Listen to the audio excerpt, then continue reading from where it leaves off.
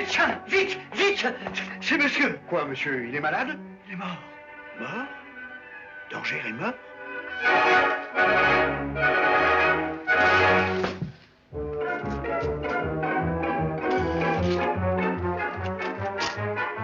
Allô, la police? Vous avez découvert quelque chose de neuf, docteur? Mon ami de la médecine légale ne découvre pas, elle constate. Joli intérieur, hein? Je viens de visiter les étages, il y a de quoi loger là-dedans pour le service des assurances sociales. La vie sentimentale de Dorgère?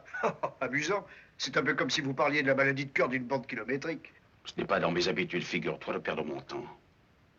Je sais où je frappe et je frappe où il faut.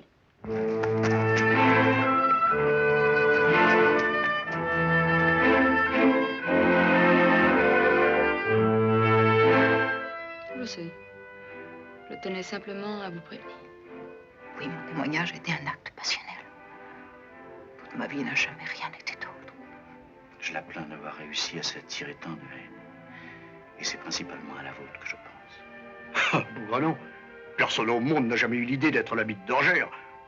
Si je comprends bien, on ne pouvait pas le sentir. Être flic, mon vieux, ça consiste à la fois à dégoûter les crapules et les honnêtes gens. Une jolie femme compromise dans un meurtre retentissant. Ça ne se refuse jamais, comme disait mon vieux maître Barbier-Latour. Ceci dit, c'est une affaire qui se présente plutôt mal. Ah, bonsoir, docteur. Alors, la chasse à l'homme, ça marche? Oh, l'homme, c'est peut-être beaucoup dire.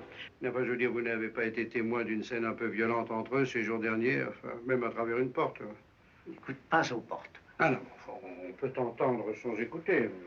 Si vous faites allusion au meurtre de M. Dorgère, je suis en effet au courant. Ah ben, ça n'a pas l'air de vous troubler beaucoup. Je ne suis pas d'un naturel très émotif. Bravo. Avec ça et des rhumatismes, on est sûr de vivre vieux. Et à vous, tu verras comme on dort mieux après. J'ai pas tué Dorgère. Eh merde!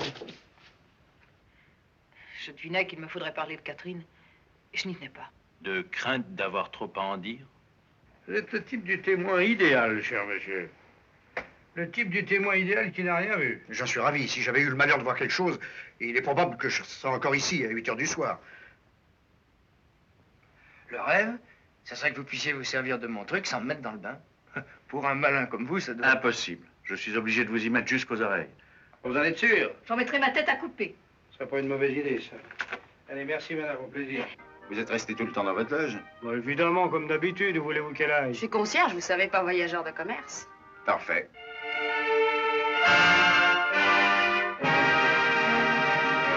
Ça m'a coûté 10 000 francs, monsieur. Alors, dans un sens, c'est emmerdant. Ça, c'est le boulot du juge, c'est pas le mien. Pour l'instant, c'est ouvert contre X. Mais pour ce qui est d'avoir une bonne tête d'X, alors là, vous avez une bonne tête d'X, ça c'est sûr. Oh, innocente! Je veux qu'on me croie!